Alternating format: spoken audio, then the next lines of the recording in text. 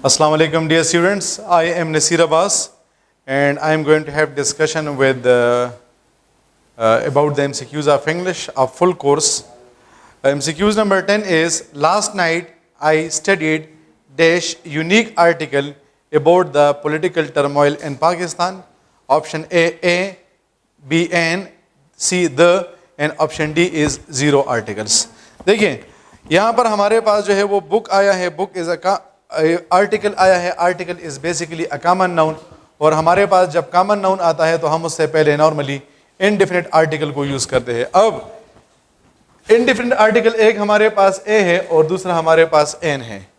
याद रखिए कि ए को हम यूज़ करते हैं कंसोनेंट साउंड के साथ, जबकि एन को हम यूज़ करते हैं वावल साउंड के साथ। अब हमारे स्टूडेंट्स गलती क्या करते हैं कि वो ये समझते हैं कि यहाँ पर हम वावल लेटर और वावल कंसोनेंट लेटर की बात कर रहे हैं। नहीं भाई, यहाँ पर हम जो है वो लेटर की बात नहीं कर रहे, सॉरी, यहाँ पर हम कंसोनेंट और वावल लेटर की बात नहीं कर रहे हैं, बल्कि यहाँ पर हम कंसोनेंट और वावल साउंड की बात कर रहे हैं। कंसोनेंट और वावल साउंड के दरमियान डिफरेंस करने का सबसे आसान तरीका ये है कि आपके पास जो वर्ड आया है आप उसको उर्दू में लिखें। फॉर एग्जाम्पल यहाँ पर हमारे पास आया है यूनिक। अब ये यूनिक इस तरह लिखते हैं UNIQUE। अब ये जो हमारे पास यू है ये हमारे पास वावल लेटर तो है, लेकिन क्या यहाँ पर ये हमें वावल साउंड दे रहा है या नहीं दे रहा है? तो इसको पहचानने का सबसे आसान तरीका ये है कि मैं इसको उर्दू में लिखता हूँ। तो मैं जब यूनिक को उर्दू में लिखूंगा तो ये इस तरह आएगा। तो जो वर्ड आपके पास आप उसको उर्दू में लिखते हैं और उसके स्टार्ट में अलिफ आ जाए, अलिफ फॉर एग्जाम्पल मैं कहता हूँ कि ही इज डैश SSP। अब एस को अगर आप देखते हैं तो एस बेसिकली आपके पास क्या है, ये आपके पास एक कंसोनेंट लेटर है, लेकिन अगर आप इसको उर्दू में लिखते हैं तो एस को हम इस तरह लिखते हैं एस। तो इसके स्टार्ट में क्या आ रहा है, अलिफ आ रहा है। तो याद रखें कि जिस वर्ड के स्टार्ट में अलिफ आता हो, चाहे वो कंसोनेंट लेटर से स्टार्ट क्यों नहीं हो रहा, आप उसके साथ एन लगाएंगे। और अगर किसी भी वर्ड के स्टार्ट में आपके पास अलिफ आता है, चाहे अलिफ नहीं आता है, चाहे वो वावल लेटर से स्टार्ट क्यों नहीं हो रहा, फिर भी आप उसके साथ ए लगाएंगे। तो जिस वर्ड के स्टार्ट में अलिफ उसके साथ एन, जिस वर्ड के स्टार्ट में अलिफ नहीं होगा फिर उसके साथ ए आएगा। जिस तरह हमने यूनिक को हमने उर्दू में लिखा तो यू आ रहा था, तो यू को जब ये आता है अलिफ नहीं आता, इस वजह से यहाँ पर क्या आएगा, अ आएगा। तो option A is the right one. Last night I studied a unique article about the political turmoil in Pakistan. Turmoil का मतलब होता है कि जब हालात साजगार नहीं होते। MCQs number 20, they say she has completed the task. They say she has completed the task. ये हमारे पास क्या है, ये हमारे पास डायरेक्ट इनडायरेक्ट नरेशन है। डायरेक्ट इनडायरेक्ट नरेशन में जब हम किसी सेंटेंस को डायरेक्ट से इनडायरेक्ट नरेशन को चेंज करते हैं तो हम उसमें टेंसेस की चेंजेस करते हैं।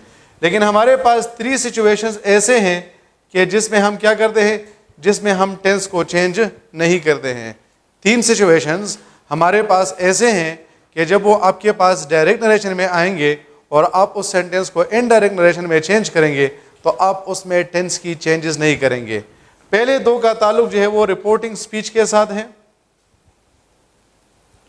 और लास्ट 1 का ताल्लुक जो है वो रिपोर्टेड स्पीच के साथ है। रिपोर्टिंग स्पीच सेंटेंस का वो हिस्सा होता है जो कि इन्वर्टेड कामा से बाहर होता है, जबकि रिपोर्टेड स्पीच सेंटेंस का वो हिस्सा होता है जो कि इन्वर्टेड कामास के अंदर होता है। अब याद रखें कि अगर रिपोर्टिंग स्पीच प्रेजेंट टेंस में हो या रिपोर्टिंग स्पीच फ्यूचर टेंस में हो, प्रेजेंट टेंस का मतलब ये कि उसमें first form of the verb आया है, फ्यूचर टेंस का मतलब ये कि उसमें विल आया है या शल आया है। तो अगर रिपोर्टिंग स्पीच प्रेजेंट टेंस में है या रिपोर्टिंग स्पीच फ्यूचर टेंस में है या रिपोर्टेड स्पीच में आपके पास कोई यूनिवर्सल ट्रूथ आया हो, तो फिर याद रखिए कि आप जब उस सेंटेंस को इनडायरेक्ट नरेशन में चेंज करेंगे तो आप उसके टेंस को चेंज नहीं करेंगे। इस वजह से MCQs नंबर 20 में हमारे पास जो राइट ऑप्शन है that is option A. They say that she has completed the task. Option B क्यों गलत है? ऑप्शन बी इस वजह से गलत है क्योंकि यहाँ पर हमने टेंस को चेंज किया हुआ है और टेंस को हम तब चेंज करते हैं जब हमारे पास रिपोर्टिंग स्पीच पास्ट टेंस में होता, सॉरी पास्ट टेंस में होता है, तो तब हम टेंस को चेंज करते हैं। लेकिन चूंकि यहाँ पर रिपोर्टिंग स्पीच प्रेजेंट टेंस में है इस वजह से ये जो है चेंज नहीं होगा। ऑप्शन सी इस वजह से गलत है क्योंकि यहाँ पर हमने इसको हैज़ बीन में चेंज किया हुआ है। तो यहाँ पर दो गलतियाँ है। गलती नंबर 1 तो आपके पास ये है कि टेंस प्रेजेंट टेंस में तो टेंस चेंज नहीं होगा, और दूसरी गलती ये है कि प्रेजेंट परफेक्ट को प्रेजेंट परफेक्ट कंटिन्यूस टेंस में चेंज किया गया है, और रूल के मुताबिक प्रेजेंट परफेक्ट को हम चेंज करते हैं पास्ट परफेक्ट में। और ऑप्शन डी इस वजह से गलत है क्योंकि से को हमने चेंज किया हुआ है सेड में। तो याद रखिए कि आप रिपोर्टिंग स्पीच के टेंस को कभी भी चेंज नहीं कर सकते हैं। इस वजह से एमसीक्यूज नंबर 20 में जो राइट ऑप्शन है दैट इज ऑप्शन ए। फिर नेक्स्ट हमारे पास है MCQs number 30। We went to market in order to buy dash fruit. हमारे पास यहाँ पर एक क्वांटिफायर है सम और दूसरा हमारे पास है एनी। अब जब सेंटेंस पॉजिटिव होता है तो हम उसमें सम लगाते हैं, और जब सेंटेंस नेगेटिव होता है या इंट्रागेटिव होता है तो फिर हम उसमें एनी लगाते हैं। सम और एनी को हम काउंटेबल और अनकाउंटेबल नाउन दोनों के साथ यूज कर सकते हैं। इसके दरमियान डिफरेंस क्या है? डिफरेंस सिर्फ और सिर्फ ये है कि सम के बाद सम हमेशा पॉजिटिव सेंटेंस में आता है, जबकि एनी को हम नेगेटिव सेंटेंस में या इंट्रागेटिव सेंटेंस में यूज करते हैं। नेगेटिव सेंटेंस वो होता है जिसमें नॉट आ जाए, और इंट्रागेटिव सेंटेंस वो होता है जिसमें एंड में साइन ऑफ इंटरोगेशन आ जाए, या जिसको हम क्वेश्चन सेंटेंस भी कहते हैं। तो यहाँ पर हमारे पास है कि we went to market in order to buy dash fruit. अब ये पॉजिटिव सेंटेंस है, इस वजह से इसमें जो राइट ऑप्शन है that is option A, to buy some fruit. MCQs number 40। The decision was taken will be taken in dash third meeting. देखिए हमारे पास एडजेक्टिव ऑफ नंबर, आपके पास एडजेक्टिव के मुख्तलिफ टाइप्स होते हैं, उसमें हमारे पास एक टाइप है जिसको हम कहते हैं एडजेक्टिव ऑफ नंबर। अब ये एडजेक्टिव ऑफ नंबर हमारे पास दो हैं, एक को हम कहते हैं ऑर्डिनल्स और दूसरे को हम कहते हैं कार्डिनल्स। ऑर्डिनल्स को हम क्या करते हैं? इसको हम सीक्वेंस के लिए यूज करते हैं, या इसको हम ऑर्डर के लिए यूज करते हैं। ऑर्डर का यहाँ पर मतलब हुक्म नहीं है, बल्कि यहाँ पर इसका मतलब है तरतीब। जबकि ये जो कार्डिनल्स हमारे पास आते हैं, इसको हम क्या करते हैं? सिर्फ और सिर्फ क्वांटिटी शो करने के लिए क्या करते हैं? क्वांटिटी यानी नंबर शो करने के लिए यूज करते हैं। अब ऑर्डिनल्स हमारे पास है फर्स्ट, सेकंड, थर्ड। कार्डिनल्स हमारे पास है 1, 2, 3। तो फर्स्ट, सेकंड, थर्ड हमारे पास क्या है? ये हमारे पास बन गए हैं ऑर्डिनल्स, जबकि 1, 2, 3 हमारे पास बन गए हैं कार्डिनल्स। अब याद रखें कि जब भी आपके पास ऑर्डिनल आएगा आप हमेशा उससे पहले आर्टिकल द लगाते हैं। जब भी आपके पास ऑर्डिनल्स आएंगे ये ज़रूरी है कि आप हमेशा उससे पहले आर्टिकल द लगाएंगे, जबकि हमारे पास जब कार्डिनल्स आते हैं तो हम उससे पहले आर्टिकल द को यूज़ नहीं करते हैं। याद रखें, ऑर्डिनल से पहले हमेशा आर्टिकल द, और कार्डिनल से पहले हम क्या करते हैं? उससे पहले हम आर्टिकल द को यूज़ नहीं करते हैं। दूसरा पॉइंट ये समझे कि हमारे पास जब भी ऑर्डिनल आता है हम उसके बाद सिंगुलर नाउन लगाते हैं। सिंगुलर नाउन, मैं कहता हूँ कि it is the first time, मैं नहीं कहता कि it is the first times, और मैं कहूँगी he has done it 3 times. तो आपके पास सिवाय 1 के बाकी जो 2, 3, 4 इससे आगे जितना भी आएगा ये ज़रूरी है कि आप उसके बाद क्या करेंगे? आप उसके बाद जो है वो प्लूरल नाउन को यूज़ करेंगे। तो ऑर्डिनल्स के बाद सिंगुलर नाउन और कार्डिनल्स के बाद क्या आएगा? इसके बाद प्लूरल नाउन आएगा। अच्छा, एक और पॉइंट भी नोट करें कि ऑर्डिनल्स के हमारे पास 2 टाइप्स है, एक को हम कहते हैं डेफिनेट ऑर्डिनल्स और दूसरे को हम कहते हैं इनडेफिनेट। डेफिनेट का मतलब होता है कि जब हमें एग्जैक्ट पता होता है, और इनडेफिनेट का मतलब होता है कि जब हमें एग्जैक्ट पता नहीं होता। तो ये हमारे पास जो फर्स्ट, सेकंड, थर्ड है ये हमारे पास डेफिनेट है। ये जो हमारे पास नेक्स्ट आ जाए, लास्ट आ जाए, प्रीवियस आ जाए, कमिंग आ जाए, ये हमारे पास कौन से है? ये हमारे पास इनडेफिनेट ऑर्डिनल्स है। तो इतना याद रखें कि नेक्स्ट, लास्ट, प्रीवियस और कमिंग से पहले भी हमारे पास हमेशा क्या आएगा? इससे पहले भी हमेशा हमारे पास द आएगा। तो मैं कहता हूं कि we will discuss it in the next week. तो हमारे पास नेक्स्ट क्या है?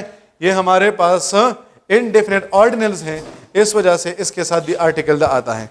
अब चूंकि यहाँ पर हमारे पास आया है 3 टाइम्स, तो थर्ड हमारे पास क्या बन जाएगा? ये हमारे पास बन जाएगा ऑर्डिनल्स। इस वजह से इसमें जो राइट ऑप्शन है दैट इज ऑप्शन सी। फिर नेक्स्ट हमारे पास है MCQs number 50। Dash of frogs is swimming in the stream.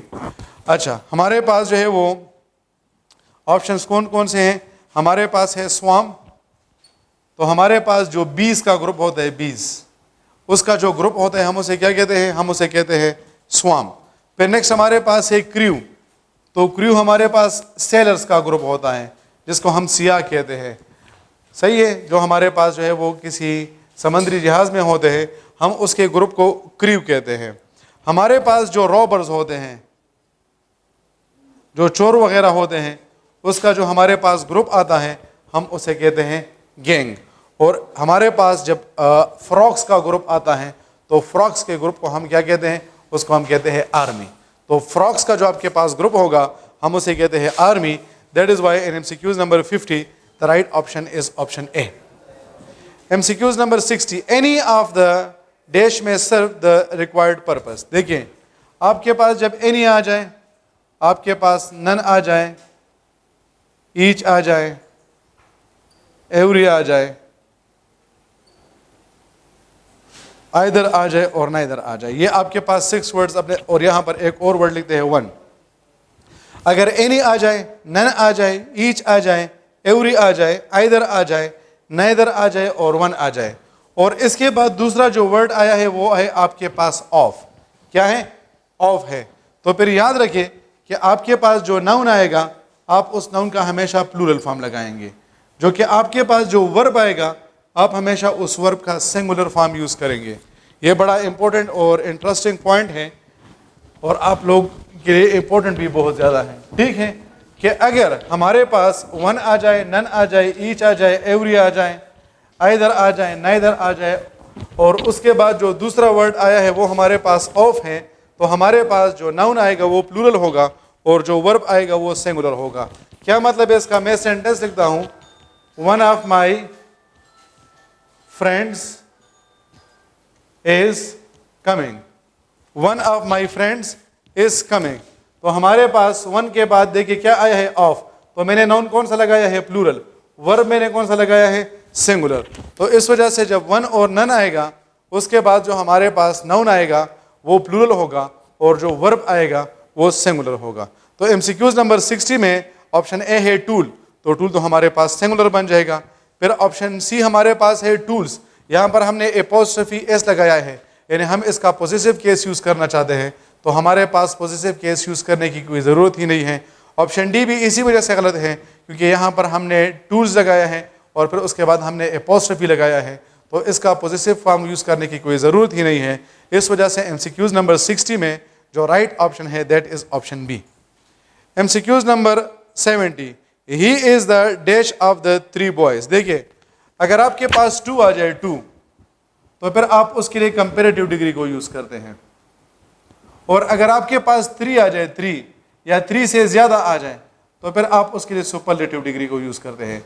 1 के लिए तो हम क्या करते हैं? पॉजिटिव डिग्री यूज़ करते हैं। देखिए आपको ये पता होगा कि हमारे पास एडजेक्टिव के 3 डिग्रीज होते हैं, positive, comparative and superlative. Positive degree को हम 1 के लिए यूज़ करते हैं, कंपेरेटिव डिग्री को हम 2 या मोर देन 2 के लिए यूज़ करते हैं, जबकि सुपरलेटिव डिग्री को हम 3 या मोर देन 3 के लिए यूज़ करते हैं। अब गुड हमारे पास पॉजिटिव डिग्री है और बेटर हमारे पास कंपेरेटिव डिग्री है, बेस्ट हमारे पास सुपरलेटिव डिग्री है। इस वजह से इसमें जो राइट ऑप्शन होगा दैट इज ऑप्शन सी। तो MCQs नंबर 70 में जो राइट ऑप्शन है that is option C, he is the best of the. MCQs number 80 हमारे पास है, Gulkhan is one of the dash man of the world. यहाँ पर हमने कहा कि हमारे पास एडजेक्टिव के 3 डिग्रीज होते हैं, positive degree, comparative degree and superlative degree. हम जब कंपेरेटिव डिग्री बनाते हैं तो 2 तरीक़ों से बनाते हैं, या तो हम उसके साथ ER लगाते हैं या हम उससे पहले मोर लगाते हैं। जो मोनोसिलेबिक वर्ड होता है उसके साथ ER आता है और जो मोनोसिलेबिक वर्ड नहीं होता उसके साथ मोर आता है। इसी तरह हम जब इसकी सुपरलेटिव डिग्री बनाते हैं तो या तो उसके साथ EST लगाते हैं या उसके साथ क्या करते हैं? मोस्ट लगाते हैं। क्या करते हैं? या तो EST लगाते हैं या मोस्ट लगाते हैं। अब पॉइंट ये बनता है कि फॉर एग्जांपल हमारे पास शार्पर भी आ जाए और हमारे पास मोर इंटेलिजेंट भी आ जाए, तो हमारे पास तो कंपेरेटिव डिग्री के दोनों फॉर्म आए हैं, या यहाँ पर हमारे पास शार्पेस्ट भी आ जाए और यहाँ पर हमारे पास मोस्ट इंटेलिजेंट भी आ जाए। तो फिर याद रखें कि रूल ये है कि पहले ER वाला एडजेक्टिव आएगा और उसके बाद मोर वाला एडजेक्टिव आएगा। सिमिलरली पहले EST वाला एडजेक्टिव आएगा और उसके बाद मोस्ट वाला एडजेक्टिव आएगा। इस वजह से MCQs नंबर 80 में ऑप्शन बी है मोस्ट लर्नेड एंड वाइजेस्ट। तो पहले हमने मोस्ट लगाया है, जबकि रूल के मुताबिक पहले हमने EST लगाना है। ऑप्शन सी गलत है। क्यों गलत है? याद रखें कि अगर यहां पर कंपेरेटिव है, दरमियान में एंड आया है, ठीक है, तो अगर एंड से पहले कंपेरेटिव डिग्री है तो उसके बाद भी कंपेरेटिव डिग्री होगा। अगर एंड से पहले सुपरलेटिव डिग्री है तो उसके बाद भी सुपरलेटिव डिग्री होगा। आप इस तरह नहीं कर सकते कि यहां पर कंपेरेटिव और यहां पर सुपरलेटिव, या यहां पर सुपरलेटिव और यहां पर कंपेरेटिव। नहीं, या तो दोनों कंपेरेटिव होंगे या दोनों सुपरलेटिव होंगे। तो ऑप्शन सी में हमने एक पहले कंपेरेटिव लगाया है और उसके बाद सुपरलेटिव लगाया है। ऑप्शन डी में पहले हमने सुपरलेटिव लगाया है और उसके बाद हमने कंपेरेटिव लगाया है। इस वजह से एमसीक्यूज नंबर 80 में जो राइट ऑप्शन आता है that is option A, wisest and most learned. MCQs number 90, Karachi is dash than Lahore. पहला पॉइंट तो ये है कि जब देन आएगा देन, तो देन से पहले आप क्या लगाएंगे? कंपेरेटिव डिग्री लगाएंगे। अब यहां पर कंपेरेटिव एडजेक्टिव हमारे पास दो है, एक हमारे पास है फार्दर और एक हमारे पास है फर्दर। फार्दर को हम यूज करते हैं डिस्टेंस के लिए, जबकि फर्दर को हम यूज करते हैं एडिशनल इंफॉर्मेशन के लिए। ये जो FARTHER है, ए वाला फार्दर है, इसको हम यूज करते हैं डिस्टेंस के लिए, और ये जो FU वाला फर्दर है, यू वाला, इसको हम यूज करते हैं एडिशनल इंफॉर्मेशन के लिए। For example, he provided me further information about noun, उसने मुझे नाउन के बारे में फर्दर इंफॉर्मेशन प्रोवाइड किया। वी डिस्कस्ड फर्दर इशूज, हमने और एडिशनल इशूज को भी डिस्कस किया। लेकिन चूंकि यहाँ पर हम डिस्टेंस की बात कर रहे हैं कि कराची दूर है या लाहौर दूर है, इस वजह से इसमें जो राइट ऑप्शन है that is option B, that is farther, FARTHER। Option D इस वजह से गलत है क्योंकि वो FURTHER वाला फर्दर है। MCQs number 100, he did not dash at the spot and time. जब हमारे पास डिड आता है, हमारे सोसाइटी में एक बड़ा कॉमन मिस्टेक है कि हम डिड के बाद क्या करते हैं? Second form of the verb लगाते हैं। नहीं, याद रखिए कि जब भी डिड आएगा उसके बाद वर्ब का फर्स्ट फॉर्म आएगा और आप उसके साथ एस या ES, ING या ED वगैरह को यूज नहीं कर सकते हैं। तो इसका मतलब ये है कि जब भी डिड आएगा उसके बाद हमेशा first form of the verb आएगा। इस वजह से ऑप्शन बी क्यों गलत है? क्योंकि यहाँ पर अराइव्स आया है, हमने वर्ब के साथ एस लगाया है। ऑप्शन सी इस वजह से गलत है क्योंकि हमने second form of the verb लगाया है, अराइव्ड। ऑप्शन सी इस वजह से गलत है क्योंकि हमने ING फॉर्म लगाया है, अराइविंग। तो हमारे पास एक ही ऑप्शन रह जाता है, that is option A, he did not arrive at the spot and time. MCQs number 110, what kind of dash are you? A and the. ये जब व्हाट काइंड आ जाए ना, व्हाट काइंड, तो उसके बाद जो नाउन आता है हम उसके साथ आर्टिकल को यूज नहीं करते हैं। अगर आपके पास व्हाट काइंड आ जाए और उसके बाद आपके पास जो नाउन आता है उस नाउन के साथ हम आर्टिकल को यूज नहीं करते हैं, तो जब हम ए एंड द इन तीनों आर्टिकल्स में से किसी को भी यूज नहीं करते हैं तो हम उसे क्या कहते हैं? हम उसे कहते हैं जीरो आर्टिकल्स। तो इस वजह से एमसीक्यूज नंबर 110 में राइट ऑप्शन होगा option D. 120, the teacher was angry dash the students. Angry के बाद विद आता है, एंग्री के बाद क्या आता है? विद आता है। ये आपके पास फ्रेजल वर्ब है, एंग्री विद। तो इस वजह से एमसीक्यूज नंबर 120 में राइट ऑप्शन होगा option C, the teacher was angry with the students. MCQs number 130, no one can deny her affection dash her children. तो अफेक्शन के बाद भी हमेशा क्या आता है? उसके बाद हमेशा हर आता है, सॉरी फॉर आता है। तो इस वजह से no one can deny her affection for her children. आप लोग जो है वो नॉर्मली टू लगाते हैं या विद लगाते हैं या बाय लगाते हैं, ये गलत होगा क्योंकि अफेक्शन के बाद हमेशा फॉर आता है। फिर हमारे पास है MCQs number 140, now we have no choice but to appeal the Supreme Court. Appeal के बाद टू आता है, appeal to the Supreme Court. जब आपके पास अपील आएगा तो आप उसके बाद क्या करेंगे? आप उसके बाद जो है वो टू लगाएंगे। फिर है MCQs number 150, after much discussion they arrived at a conclusion. Arrived at a conclusion, ये हमारे पास क्या है? ये हमारे पास फ्रेजल वर्ब है। फ्रेजल वर्ब आप लोगों के लिए बहुत ज़्यादा इंपॉर्टेंट है, सही है? तो आप इस तरह करें, most commonly used phrasal verbs, most commonly used phrasal verbs. आप इसको जो है वो गूगल में सर्च करें, आपको तकरीबन 150 से लेकर 200 के दरमियान फ्रेजल वर्ब मिल जाएंगे। अब आप लोग गलती क्या करते हैं कि आप उसको रट्टा लगाने की कोशिश इस तरह करते हैं, for example surrender to, surrender to, surrender to, आप उसको 50 दफ़ा बोलते हैं। नहीं, इससे वैसे भी आपके दिमाग पे प्रेशर बढ़ जाता है। यार आपके पास 200 वर्ड्स हैं, जिस तरह आप किसी स्टोरी को रीड करते हैं ना, आप उसको रीड करें और बस बात ख़त्म। आपने उसको पढ़ लिया, फिर एक हफ्ते बाद आप उसको दोबारा से उठा लें तो 5 या 10 मिनट में आप उसको इजीली रिपीट कर सकते हैं। तो फिर इसमें यही कमाल होता है कि जब आपके पास पेपर में क्वेश्चन आएगा तो आपका जहन खुद ब खुद क्लिक करेगा कि हाँ वहाँ पर ये पॉइंट आया था, और उस तरह आप जो है वो सही वाला जो प्रीपोजिशन है वो यूज़ कर लेंगे। तो 150 में राइट ऑप्शन होगा option A. 160 whenever I come I see you busy with work, see you busy with work। Normally आप लोग इसके बाद एट या इन लगाते हैं या ऑन लगाते हैं कि busy in work, busy at work, busy on work, ये गलत होगा, क्योंकि वर्क के साथ हम क्या करते हैं, उसके जब बिजी आ जाए तो उससे पहले जो है वो विद आता है। सो whenever I come I see you busy with work। MCQs number 170 एलेक्रिटी। एलेक्रिटी का मतलब होता है चालाकी, तेज़ी। तो ब्रिस्कनेस का मतलब क्या होता है, तेज़, चलता पुरता। स्प्राइटलेसनेस, ये जो आपके पास शीप के बच्चे होते हैं वो भी क्या होते हैं, वो भी बड़े जंप वगैरह लगाते हैं, तो वो भी बड़े तेज़ होते हैं। और शार्पनेस का वैसे ही मतलब होता है तेज़। तो MCQs नंबर 170 का राइट ऑप्शन होगा ऑप्शन डी, आल। तो एलेक्रिटी का ये जो तीनों मीनिंग हमने लिखे हैं ये तीनों आपके पास ठीक हैं। फिर है MCQs number 180, the synonym of enlighten is. Enlighten का मतलब होता है किसी चीज़ को रोशन करना। इरिडिएट, इरिडिएट का मतलब होता है किसी चीज़ को वाज़ेह करना। मेक अंडरस्टैंड, कोई चीज़ समझाना। एलुसिडेट का मतलब होता है तफसील प्रोवाइड करना। इस वजह से MCQs नंबर 180 में भी राइट ऑप्शन होगा ऑल ऑफ दिस।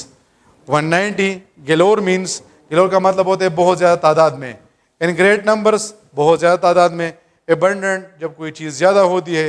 अबाउंडिंग, जब कोई चीज़ वाफिर मिकदार में होती है। इस वजह से MCQs नंबर 190 में राइट ऑप्शन होगा ऑप्शन डी। और लास्ट हमारे पास MCQs है 200। जुबिलेंट का मतलब होता है बहुत ज़्यादा खुश होना। डिलाइटेड का मतलब भी होता है बहुत ज़्यादा खुश होना। कॉक अहूप, इसका मतलब भी होता है बहुत ज़्यादा खुश होना। और ग्लीसम का भी मतलब होता है बहुत ज़्यादा खुश होना। तो इस वजह से लास्ट MCQs 200 में भी हमारे पास जो राइट ऑप्शन है that is option D. So option D is the right one. Thank you very much, dear students.